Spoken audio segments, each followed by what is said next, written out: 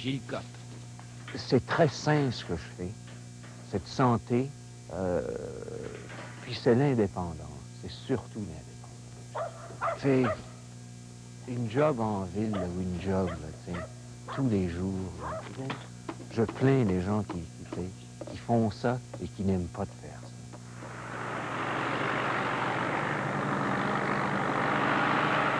Je suppose que si j'avais pas ma terre ici, je sais que je serais autre part sur une terre, ça c'est certain.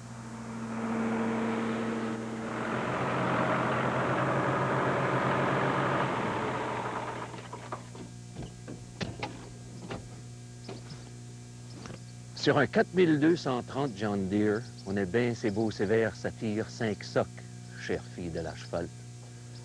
Puis tu voudrais que moi, fils de pionnier, après notre petit déjeuner, que j'embarque dans une nouvelle BMW, puis que j'aille quoi? Travailler en ville?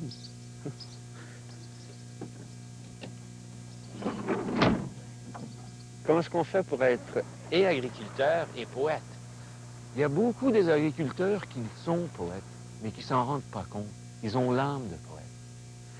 Puis tu sais, c'est en cultivant ton petit jardin ou ton petit coin du monde, c'est à travers ce petit jardin-là que tu vois l'univers.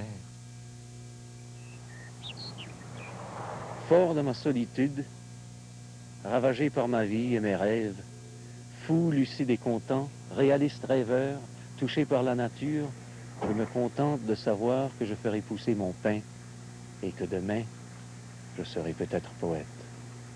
Toute cette question de ferme, d'agriculture, de terre, c'est très présent dans ton œuvre. Toujours, c'est Ouais. Je crois qu'il faut écrire sur des choses qu'on connaît pour que ça soit vrai, tu sais. Le vieux paysan ne se plaint pas. Il attend patiemment la mort, la prie quotidiennement. Il n'exige rien, il ne reste personne à qui demander. Il sait que la moisson est presque terminée et se croit gerbe oubliée et craint de moisir.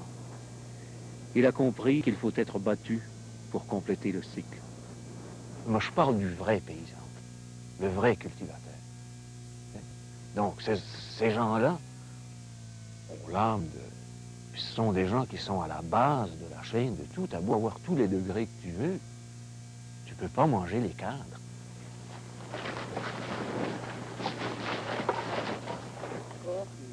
Pour que les enfants mangent leur McDonald's hamburger, il faut...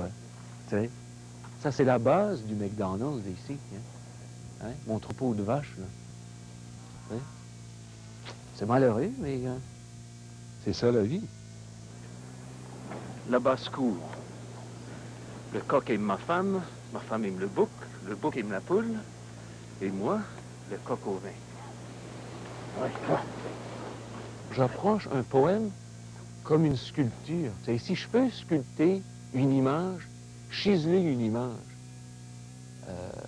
avec le moins de mots possible, il me semble que j'ai réussi quelque chose. L'âge d'or. C'est l'âge de caresser le présent avec le velours des années passées. Ce n'est pas l'âge d'or, mais l'âge de dormir, ou au moins d'y faire semblant pour ne pas emmerder. C'est l'âge de compter ses doigts pendant qu'on vous ausculte, vous rassure, qu'on vous tâtonne le pouls entre deux rides. On vous dit de tousser, vous demande de sourire, parce que les choses sont telles qu'elles sont, et qu'enfin, ça va bientôt finir.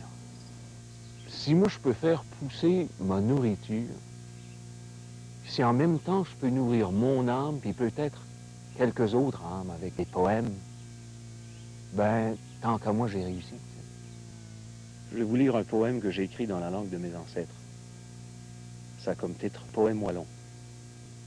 Il y a un jour, lorsque j'étais petit, j'avais mon nez à manger un père d'un chien qui travaillait. Je pleurais, je ne savais ni le retrouver. Malgré que j'étais petit, je savais qu'il sera peut-être à l'autre côté, qu'il me fera marcher. Il y a un jour où je serai vie, mais aussi. Il me valait braillerait pour lui, parce que je serai dans un chien, d'où comme mon père, je ne reviens rien. La traduction française serait « Il y a un jour, lorsque j'étais petit, j'avais emmené à manger à mon père dans un champ qu'il travaillait. Je pleurais parce que je ne pouvais pas le retrouver. Malgré que j'étais petit, je savais qu'il serait peut-être à l'autre côté et qu'il me ferait marcher.